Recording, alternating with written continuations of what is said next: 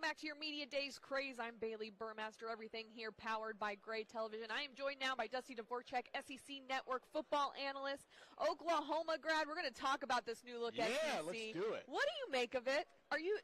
Does it feel different to you? It's exciting.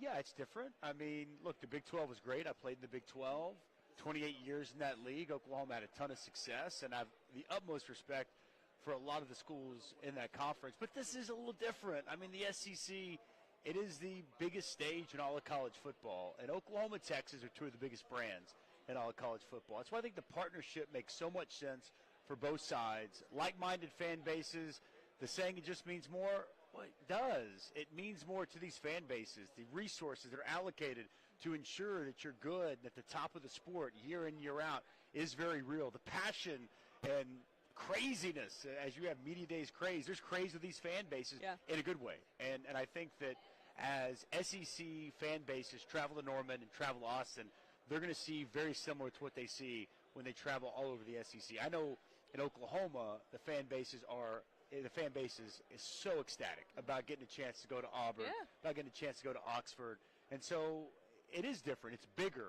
This Media Days, it feels and is bigger, and a conference that was already dominant just got that much better, adding two of the biggest brands and great football programs in the country. How do you evaluate the Sooners in a lot of different capacities? What do I mean by that? Well, you know, Bob Stoops to Lincoln Riley happened so seamlessly, right? Bob Stoops was out, Lincoln Riley was in. Lincoln's exit, Sooner fans still sour about it, right? But then I think it's a little different now. Is it? I think so. I mean, well, yeah, they're sour, but I think that they're happy with for the coach future. that they have in place. And I think that now there's real question out in L.A.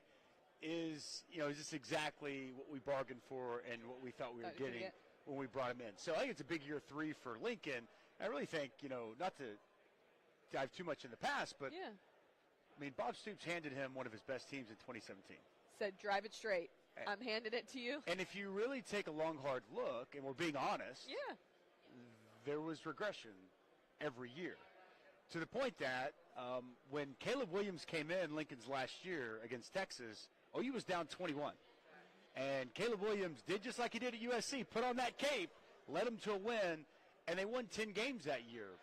But if Caleb Williams wouldn't have put that cape on, it's probably a 6-6, 7-5 football team, very similar to the USC team that he currently has now. So I think that the jury's still out on exactly, who Lincoln Riley is, and for that matter, the jury's still out on exactly who Brent Venables is. But what I love about the direction of the program and why I don't think they're still sour is because the way Brent Venables has recruited. And he fully embraced this new world in the SEC. Being at Clemson, playing in national championships, winning national championships against Alabama, he knows what it takes. He knows exactly what kind of roster you've got to be able to put together to win in this league at the highest level. And he didn't shy away from that. He embraced it. He had a lot of work to do because there were a lot of holes in this roster and a lot of players that had gone to the NFL and players that had left, either gone with Lincoln or gone elsewhere. And I thought year 1, you saw some of those struggles. Year 2, they win 10 games.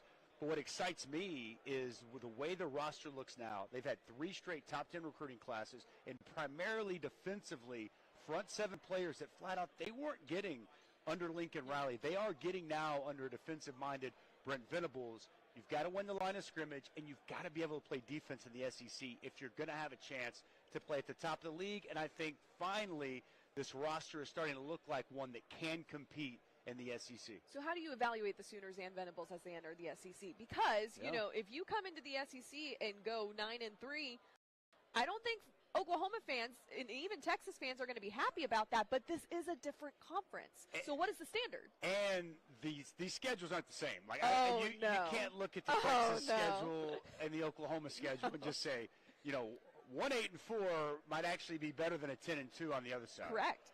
I mean, Oklahoma, they got the short end of the stick as it relates to favorable schedules. Texas, the benefactor of getting an easier schedule as it looks right now. I think the reality is for a lot of these schools, and you just added Oklahoma, Texas. So the grind of the SEC that was already there only intensifies. We're getting rid of an East-West, which for schools on the East in Georgia, I think has been criticized for having the easier schedules because they get to play those East teams which aren't as tough year in, year out as the West. That's out the window. And so now I think everybody's schedules intensify. That grind becomes even more real. And especially if and when I believe we get to 9-game conference slates, it's going to be that much more difficult to navigate. I've told Oklahoma fans this, like, if they win 8 games this year, that's a good season. Yeah. If they win 9, I think it's a great season. I would agree with that. And so you're going to have to recalibrate because previously 10-2 years were bad years. Like last year, I don't even know how happy the fan base was last year going 10-2. After they beat Texas, they were going to be in the playoff. They were going to win another 15th Big 12 championship. That didn't happen as Oklahoma State, Kansas, they fell to. But I just think that it's a new world. It's a new reality. Fans are fanatical, and we love them for it. I mean, it's going to be hard for them, I think, to readjust and acclimate to this grind of an SEC schedule and recognize that, you know what once was 10-2, 11-1, 9-3, 10-2 might be just as good, if not better. All right, before I let you go, who's your SEC champion? I mean, how can it not be Georgia? Yeah. I mean, they are just so good. I talked with Carson Beck yesterday. And Are you not impressed by him? So impressed. And one thing that, of all the people I've spoke to, and whether it's at ESPN, on SEC Network, and up on the stage, or host a national radio show on Sirius XM, of all the different people I've had a chance to talk to here this week, Carson Beck stuck with me and impressed me the most because he asked him a simple question about why he came back. And he talked about being there in Atlanta on that field, looking up at that 27-24, and you could hear it in his words, but visibly he was shaking. He was just so motivated, and you could tell want to get back on the field. They have no holes. The offensive line's great. They added Trevor Etienne. I don't worry about the wide receiver position. I think that defense is going to be really, really good here once again. I don't know how you don't go with Kirby Smart because not only are they the most talented team, after talking with Carson Beck, I kind of think they might be the most motivated team. And a motivated Georgia, that's a scary proposition for everybody. Dusty, thank you so much for joining us. All right, thanks, Bailey. We'll have more on the other side of the break. Stick with us.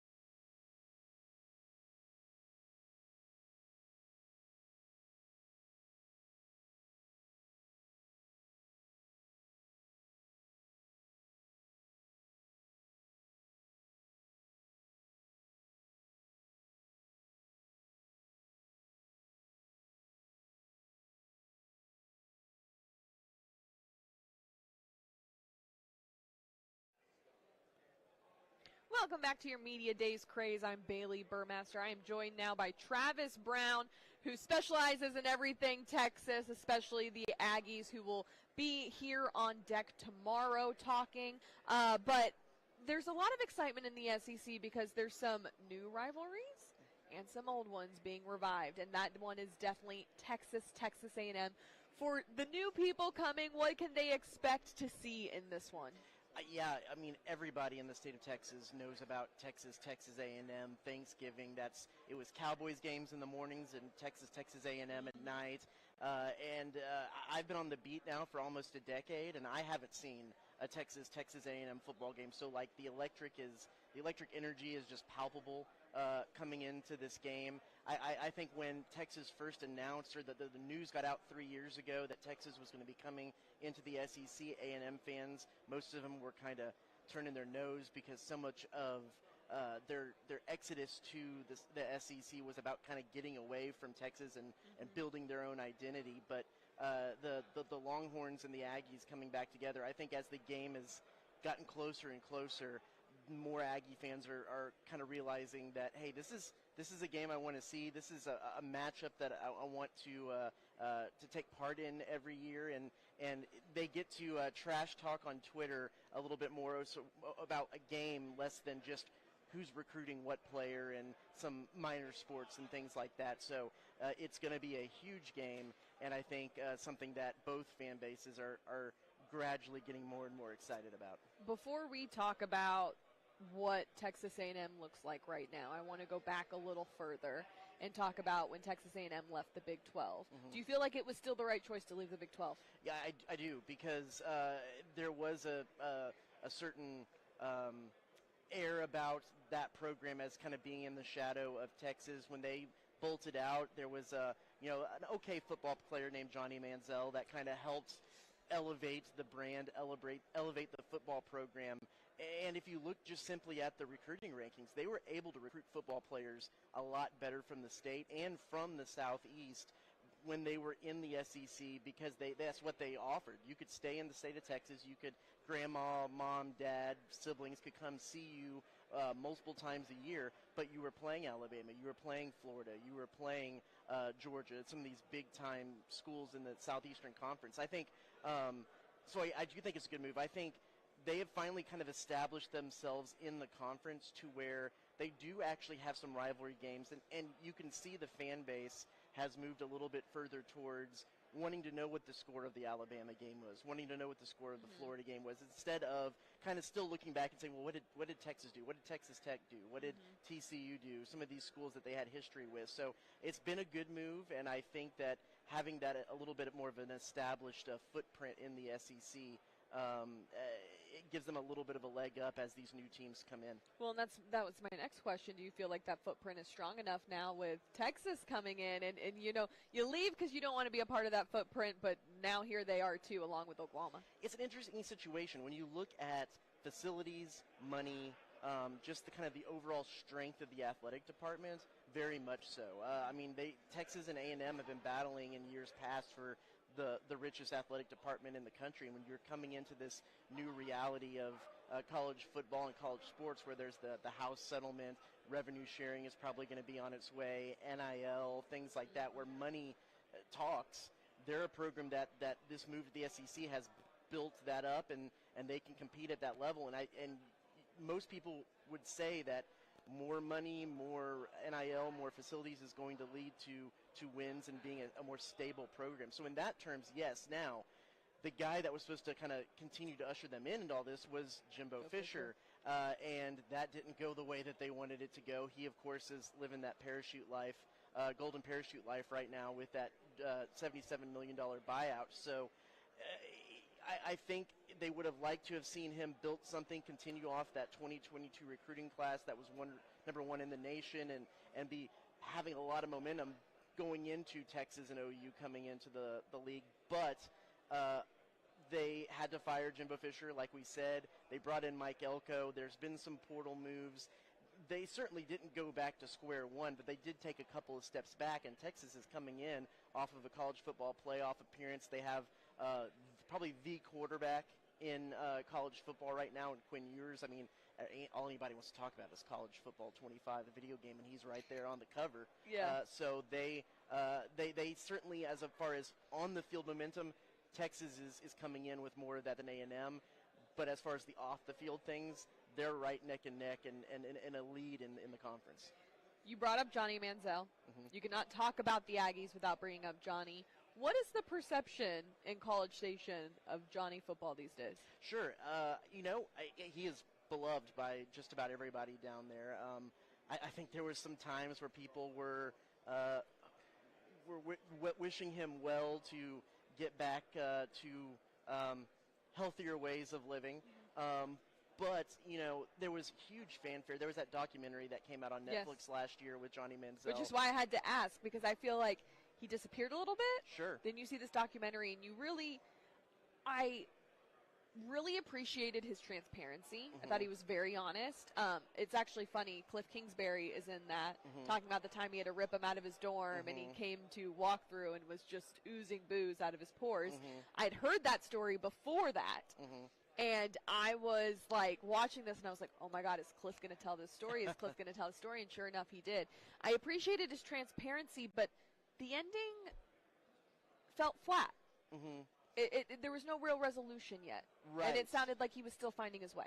And it does seem like that is still the case now. He makes his appearances every now and then in College Station and is greeted with a fanfare by the fan base, but I think there is still some left to be seen, because I think it's just recently, really, that documentary was kind of that point where it seemed like, okay, I think his football dreams and aspirations are over. He's moving on to that next chapter, and I don't know if he or the fan base really knows what that next chapter is. So it was interesting to kind of, like you said, all the stories that we've heard on background or off the record kind of came out during that, and you can kind of say, yeah, okay, we knew that was going on, but you're saying it out loud. It'll just be interesting to see what his next steps are, and he opened a bar in College Station, or has a naming rights association in College Station. Don't know if something like that is down the line for him or not, but it'll be interesting to see what that next chapter is. I covered the Browns for a little bit, and when they asked him, how much tape did you watch, and it pans over him, he goes, 0. And I was like, that's actually insane. There's trying hard, and then you actually have to try hard not to do that. Right, and just to do the basic things to kind of be a quarterback. It finally got to that point where his natural ability wasn't good enough just to roll out there and play football when he got to the NFL, and he just wasn't able to put in the work. Any good Johnny football stories you can share? So I wasn't on the beat when Johnny Manziel was there. I was covering TCU, but Gary Patterson era? Gary Patterson era, yes, at that time. You probably have good stories from Care Bear. I have good stories from Gary Patterson as well, and some of the quarterbacks up there that were kind of in a similar situation. But, is that Kenny? Not Kenny.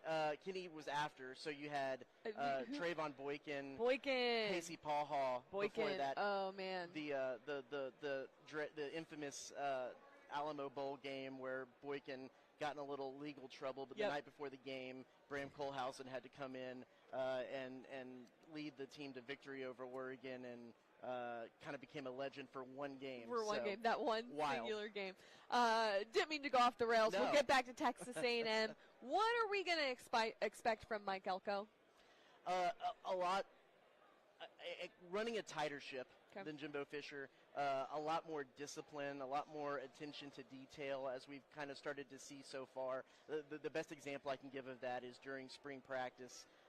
They actually had like a PA system on the practice fields, and what they said the purpose of this first spring practice was to make sure that the players knew where the kind of tipping point of energy and effort was, and to push their bodies just a little bit further, so they get used to giving that little bit more on every play. And if they deemed that through the GPS, heart rate technology, or just visually seeing a player that he wasn't giving that much effort, they would call the player's name out on the PA system and yell effort. And so it was a shout out to the whole team that, hey, this guy isn't going hard enough. Get on him, get him to go further, and for him to personally kind of get that embarrassment and push forward. And that's not something we ever – I mean, don't get me wrong. We saw plenty of coaches getting after players under Jimbo Fisher. But that was just one of those little attention to detail things that stood out so far in the Mike Elko era. What do you make of this decent defense? It seems like they still have some solid pieces. Yeah, sure. They bring back a really strong defensive line, and then even though they lost Walter Nolan to Ole Miss, who was kind of the crown jewel of that 2020 class, they go out and get Nick Scorton, who is the Big Ten's sack leader at Purdue. He's a Bryan native, really cool story. Went down the street to Bryan High School, was a small guy. When I interviewed him as a high school kid, he was wearing like a cowboy hat and a belt buckle before he was going to go off to Purdue, just kind of your classic little kind of country boy. And then goes up to Purdue, and Mike Elko and his staff, when he was a defensive coordinator there, said, we like the story, we like that you're close to home, but I don't think you're going to fill out and kind of become the monster defensive lineman that we have here at A&M. He goes off to Purdue, puts on weight, kind of gets a swagger about him, loses the cowboy hat and the belt buckle, comes back, gets in the transfer portal, and kind of says, I don't want to talk to A&M because they didn't believe in me when I was coming out of high school just right down the street. Elko went up, made a great pitch, a presentation to him, and he comes back down, kind of looks at things and says, you know what, this is the spot for me. I appreciate that you apologize, that you didn't kind of believe in me at that point, and he might be the absolute crown jewel of this defense moving forward as a transfer coming in, and will have the support of the entire community because he's from literally 5 minutes up the road. That's amazing. That's such a good story. On the other side of the ball, what are you paying attention to on offense? It seems like they might need to find that super solidified running back. Yeah, they have some guys back there. Reuben Owens is a former five-star that could step in. They have Amari Daniels, who got some carries last year. They'll have a little bit of running back by committee, but whether it's the running backs, quarterback Connor Wigman, anything, I think that this season boils down to how well the offensive line can develop this year. That was their biggest problem last year. It led to Connor Wigman getting hurt in the fourth game, breaking his leg, being done for the year. He had struggled getting protection. This season's going to go as the offensive line does. It was the case last year, and it didn't go well. This year, can they solidify? Can they improve? They brought in one or two pieces from the transfer portal, but it's really going to be about a lot of the guys who had been around stepping up, and Coach Cushing, the new offensive line coach, what he can do to kind of turn this thing around, because they got to keep Connor Wigman healthy, and they got to open up some better running lanes for some of these running backs who have some experience but not quite as much. That's going to be the key to the whole thing on offense. When I look at Texas A&M's schedule, I'll just rattle these games off real quick. Notre Dame, McNeese, at Florida, Bowling Green, Arkansas, Mizzou, at Mississippi State, LSU, at South Carolina, New Mexico, at Auburn, Texas. It's a fair schedule. It's not the hardest schedule. There's a few teams, I think Florida's one of them, Georgia's one of them, that have just brutal SEC schedules. I feel like this is a fair schedule and kind of sets them up to, the world being their oyster if they can produce on the field. What do you make of their schedule? Yeah, and the most important part of that is probably the four toughest games you would say would be Notre Dame, Missouri, LSU, Texas, all in Kyle Field this year. I think before Jimbo Fisher was let go, everybody was kind of pointing to this season, kind of looking at where the schedule lined up and saying, this could be the season with that 2022 class being juniors, Connor Wigman getting a few years under their belt, everything momentum going that way, that this could be the season that big things could happen. They took a step back with Connor Wigman getting hurt, with firing Jimbo Fisher, some of those 2022 guys transferring out, but the schedule lines up well for a first-year head coach at A&M, for the new staff bringing in a philosophy, because I think there is – I look at every game and I see a possibility of A&M being able to win any of those games on the schedule. Now, there's going to be some tough ones. I think Notre Dame right from the start is going to be tough, and Texas at the end of the year is going to be really tough. But there is a pathway in every one of those games that I could see A&M could pull off a win. What is your expectation? What will this team finish? Oh gosh, I haven't filled out my my SEC official thing in there yet. But I think if this was the team that they had last year with a little bit improved offensive line, this could be a team that's competing for an SEC title. I think that there's going to be a hiccup or two in there just for the sheer fact that it's a first-year head coach. Players are trying to learn things. So, I could see them going 5th or 6th, winning 7 or 8 games, a couple of slip-ups there. But I think the ceiling is as high as they could maybe win 10 if they really mesh and gel together, and that could be putting them in contention for a 12-team playoff. But I would be surprised if they're a playoff team in year 1 under Mike Elko. You spent time covering the Big 12. You're here at SEC Media Days. What do you make of the comparison? Oh, gosh. What's different? Yeah, well, it's funny because, Big 12 Media Days were held here in this exact hotel for so many years. The frenzy, the chaoticness of SEC Media Days is just on another level. There's so many more media members. There's so many more cameras. And everybody's fighting and jockeying for that question. It's just a little bit more competitive. I liked Big 12 Media Days because we kind of joked and sorry to be making a joke of them, but, when they at Big 12 in the afternoons always had all the players and coaches where you could just go up and have kind of a one-on-one if you get them.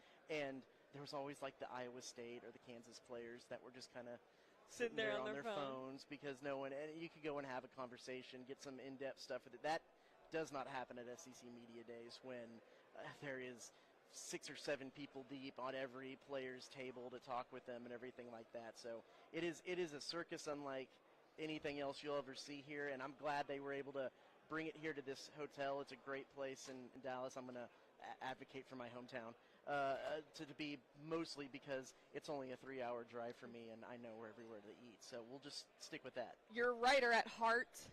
You've been here. You've seen the storylines. What have been some of your favorite storylines this week? I know we're wrapping up day 3 essentially, or in the thick of it. But what have you enjoyed so far? Sure. I mean, it was obvious from the get-go, from Greg Sankey's opening statements, that the reason that this is in Dallas, the reason that the line that they're going to push, it's on all the podiums up here, is now 16 strong. It's about welcoming Texas and OU into the fold and kind of where this conference goes in the future. There's so many things going on, from the House case to revenue sharing to NIL to all of these off-the-field things that are just going to mold and shape how college football goes forward.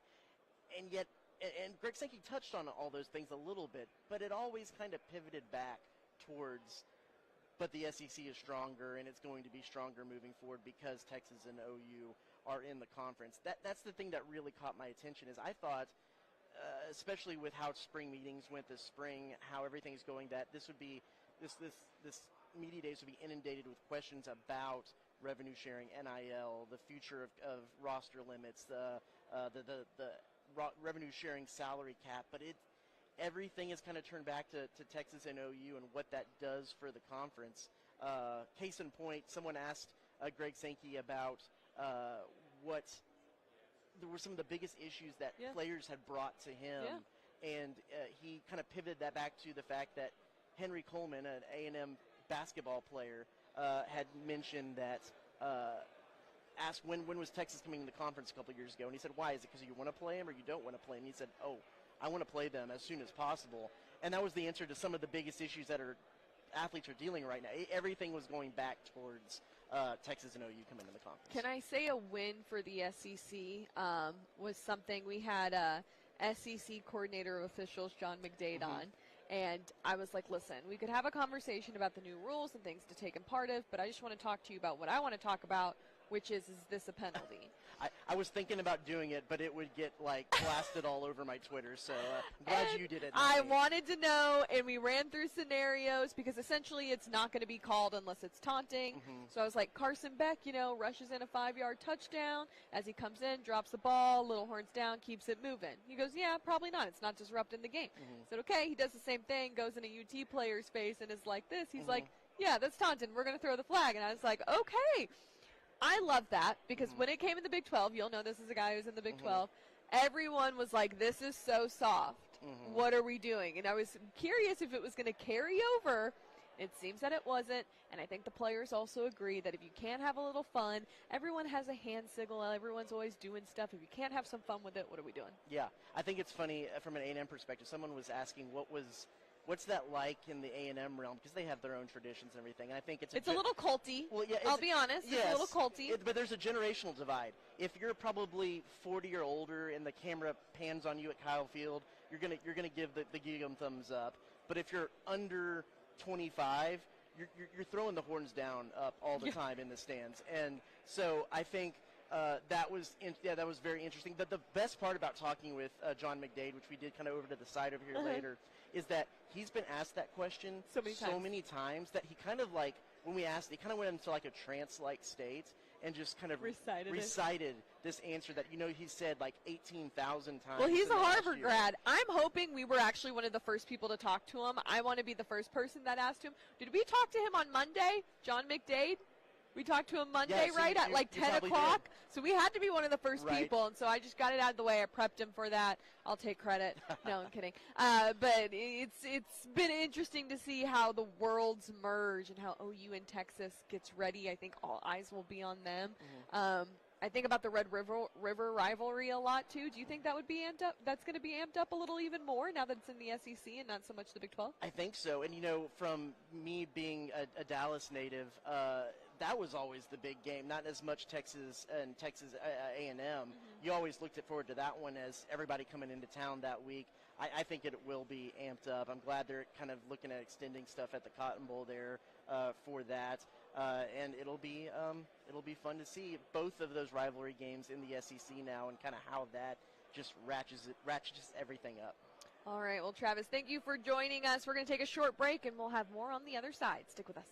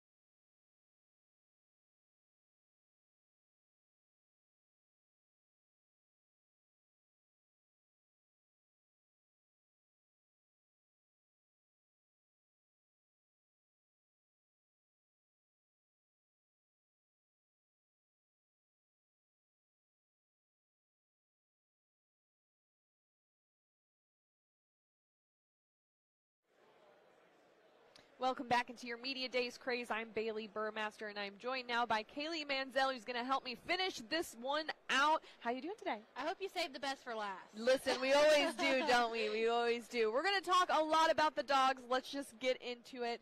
The more I talk to people, whether it's on Radio Row, in passing, coming into this week, the question is Carson Beck the best quarterback in college football right now?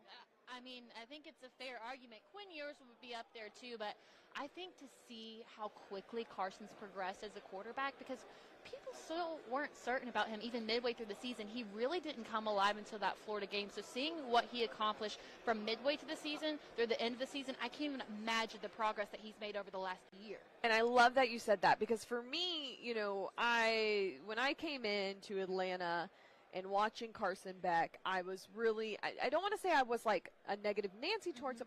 Let's see. I want a sample size. Right. And I think I really started to become a believer in the Auburn game. Yeah. He just showed a lot of, the words I've been using all week is composure. And the more you see him, even here in SEC media, just how he handles media, how he goes about his business, he's very here. Now, that's great to be, keeled, as long as when you get on the field and it comes to that moment where you have to drive the team down to win the game, you can do it.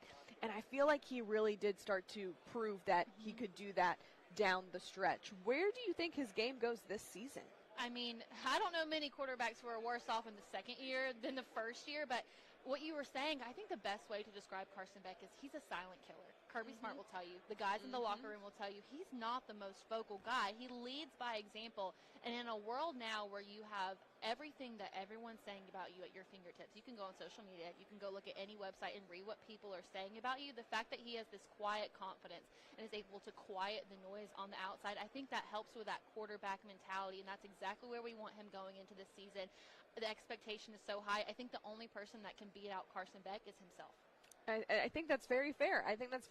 But he doesn't seem like a guy that gets rattled. No, and, we actually went back and listened to his press conference, and similar to what you asked, like, where did things change for you last season? And he mentioned that it was the Auburn game. He that did? First game on the road and being in that atmosphere and seeing how away crowds really do have an impact on the game. He was like, that's where I really had to grow up as a quarterback, and obviously coming into this season, he knows what to expect out of those games, and I just think the opportunities for him are limitless. He just got a tattoo. I know it's hard to spot because he's got many, but I was about to say, he's got a lot of tattoos. It says the sky is the limit, and he said he got it because he wants this concept of never-ending progression, that he can always get better, and it always can be better for him.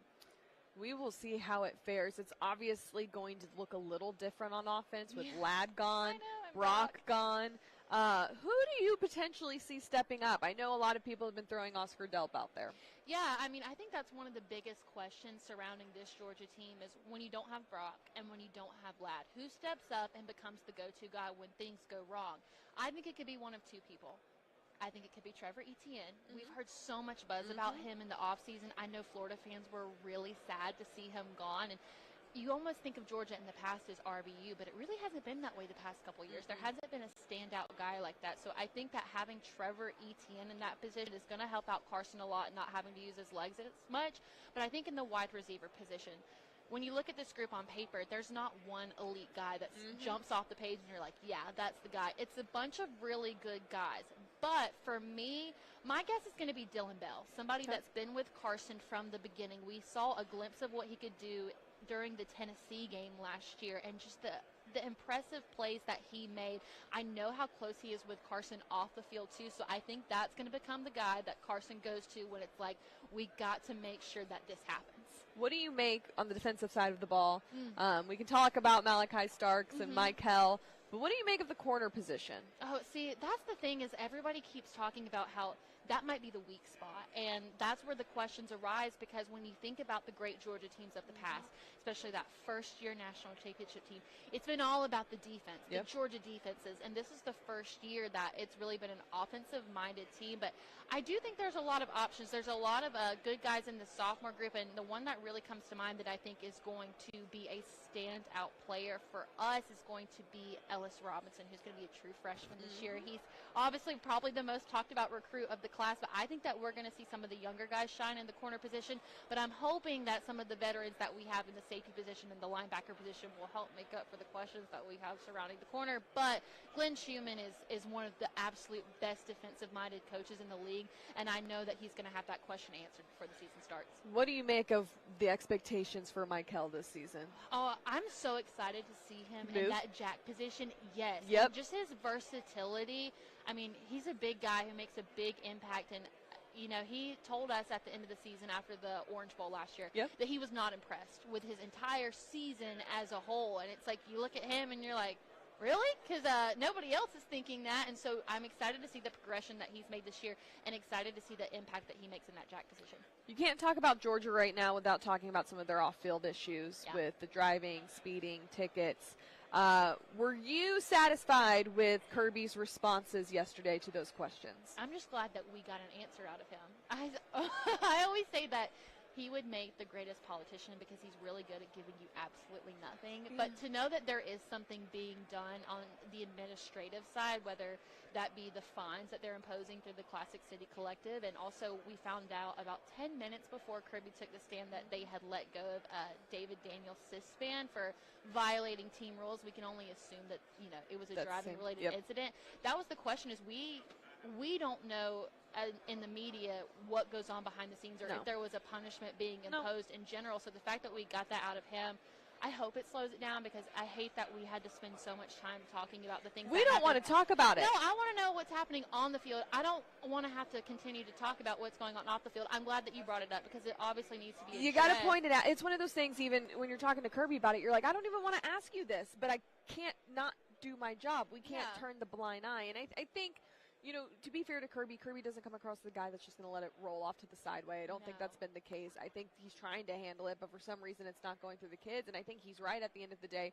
with his players. Their voices are going to be so much more heard from them saying something. And I think Carson was even asked about his Lambo, and he was like, yeah, well, I just don't drive it like a crazy person, essentially.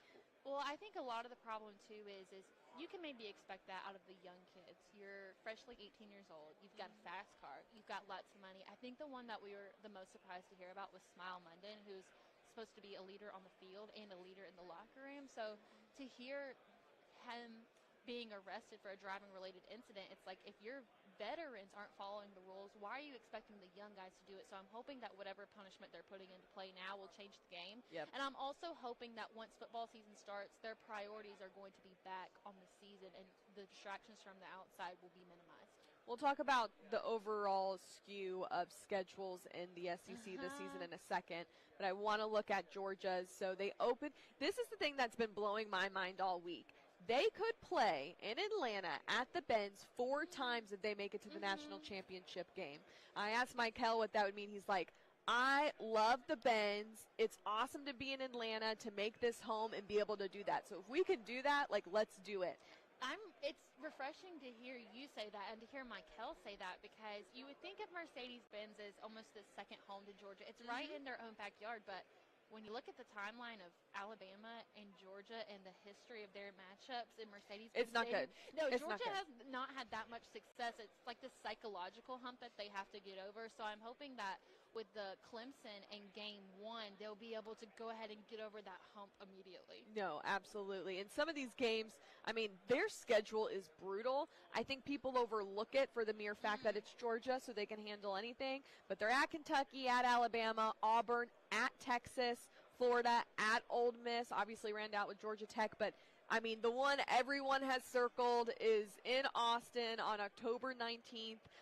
It's going to be insane. I was telling someone earlier, I mean, I think our hotels were like over $2,000. Yeah. Flights are insane. It's also the same weekend of Formula One at Circuits of America. And there's a big Major League Soccer game in Austin that weekend, too. So it's just like the list just keeps growing. With Austin FC. So there's just a lot going on. Which game are you looking forward to most on the schedule? Everybody wants you to say Texas, right? It on paper might be the biggest road game that Georgia's had in the last decade. But for me, I'm excited to go to Ole Miss. I don't think that's a bad answer. I have never been to the Grove before. I've only heard myth and legend. but I do know that when Trey Harris spoke to the media on the first day of SEC Media Days, he talked about the impact that Sanford Stadium had on the outcome of the Ole Miss-Georgia game, and he said that he was excited for Oxford to return the favor. So I'm excited to see how Ole Miss brings it and just be in that environment. And then, of course, Alabama as well. I've never been to Tuscaloosa and Bryant-Denny Stadium. I know. The road schedule. I haven't been for a football game, but I've been separately, and even then it was like, okay, this is a whole nother level. Yeah, I'm excited to hear Dixieland Delight in person. I'm a little bit ashamed to admit that, but I'm probably we'll keep that secret. We'll keep that secret. We won't tell anyone. Yeah, don't narc on me right here. I could get in trouble for that. But, I mean, just the strength of schedule in terms of away games. On paper, it's like, oh, my gosh. But then again, if Georgia does make it to the SEC championship and potentially the playoff and potentially the national championship, you know that they're going to be battle-tested because they've done everything that they've had to do, especially in those away game environments. Let's talk about another Georgia connection. Brock Vandergriff has made his way to Kentucky. What are the expectations for him with the Wildcats? Do you think they're getting something bigger out of him than they really recognize? I think because Texas and Oklahoma have come into the SEC, it's kind of taken away from some of the other teams that we would usually spend more time talking about. I don't think that the people in this room are talking about Brock Vandergriff enough. We talked a little bit before this. He was so beloved by not just the team, but also the Athens community because he was the hometown kid. He led his high school to a state championship. This is a kid who knows the feeling of winning and knows what it takes to lead a team to a championship. He brings so much, not just in the passing game, but also on the ground. So you don't look at Vandergriff and think, yeah, that kid's shifty and can and move around, but I think that Kentucky is going to be pleasantly surprised with what Brock Vandergriff brings to the table. Well, not even just Brock Vandergriff, but I feel like Kentucky has been slept on this entire SEC Media Days. Now, I know they get to the podium and whatnot tomorrow, but no one's talking about them. I feel like people are even talking about Vanderbilt and Mississippi State just a little bit more, which is like, they ain't got a whole lot going on. Let's not overlook Kentucky. And I just, maybe it sets them up for a little bit of recipe for success, given that everyone's just going to overlook them. Well, I think a lot of that stems from the fact that there's no SEC East and no SEC West anymore, because if we're talking about SEC East, Kentucky's one of those teams that consistently falls second, third, or fourth. But now that they're combined, I feel like Kentucky is one of those teams that kind of gets lost in the middle, and it's going to be up to them to get over that hump into the next tier so that they can be entered back into the conversation. Absolutely. And we were talking about schedules earlier, and I want to dive into that because first of all, you have the 12-team playoff. Woohoo. Are you a fan? I've been asking everyone today. Are you a fan? It means what? An extra 3 weeks of college football? Count me in. Yep. It elongates the season. They'll have to handle things differently. But what's interesting is you're probably going to get 4 teams from the SEC that go in. But the records, so let's say you go 9-3. To some of these powerhouse programs, that's not going to look like, that's not going to be good enough. Right. Well, but it might be very good depending on your schedule. Yeah, I definitely am interested to see how the committee goes about picking the other 8 teams, the ones that don't get a bye, because there was so much controversy surrounding the college football playoff selection last year with Florida State not getting in, then putting Alabama. They were already under so much pressure, and now you've got the 4 out of 5 power conference champions, and then you've got to pick the other 8. So how much does that record come into play? Do you go with a 2-loss team that maybe their strength of schedule just isn't nearly as good as an SEC team with 3 losses? I really think that this first year of the 12-team playoff is going to have to set the precedent for what it's going to look like in future years. Yep, and we all remember what happened last year with Florida State. I think they're trying to avoid something like that. I do think the 12 team will cause a little chaos, and that might be a little bit nice and fun for the sport. But let's run through every team's schedule real quick. I want you to give me the games that you like. We'll start with Texas A&M. They open against Notre Dame. I mean, you've got it highlighted I do. I have highlights of the games I think it is, but, open against Notre Dame is not easy for first-year Mike Elko. No, absolutely not. I'm very interested to see what Mike Elko does, because even though he's a first-year coach, coming off that stretch with Jimbo Fisher, how much they paid him and how much they're still having to pay him, there's going to be pressure on Mike Elko to do some good work with Texas A&M, considering that fan base is just so passionate. I feel like You don't necessarily have to win that first game against Notre Dame, but it needs to be competitive. It needs to be close, and it needs to show promise for the Aggies for them to rally behind Mike Elko's cause. Absolutely. Mark Stoops, year 12 for him. They will face Georgia. They go to at Ole Miss, at Tennessee, at Texas, and then Louisville to end it out. I think that I'm going to say that Kentucky at Ole Miss right now is a trap game. I think so, too. I feel like when you look at their schedule, let's see, you've got Georgia there, you've got Ole Miss there. There's a game that you maybe aren't favored to win, and if you're Kentucky, you need to win one of those games, and it's at Ole Miss. That makes it a little bit tougher. Who else we got there? I think that Kentucky-Tennessee game is another one that could potentially be a big one for them, a familiar rival that they haven't had much success against in the past, so maybe if he can get over that hump with Tennessee, it'll show a lot of promise for the Wildcats. So then you have Auburn in year 2 of Hugh Freeze, and, I mean, their non-con is average. Obviously, they play California, but they have redeemed themselves right there from last year. Don't they? And I'll say this, Oklahoma and then at Georgia back-to-back, that's a little bit of a gauntlet, mid-season, early gauntlet right there. Yeah, they're also Georgia's homecoming game, which is something that we've been talking about this year. But, I mean, I feel like that game at Oklahoma. Do you feel like that's a trap game? I feel like that game at Oklahoma is going to say a lot, too, because so much of the conversation between Texas and Oklahoma has been about Texas and maybe less about Oklahoma. And it's like,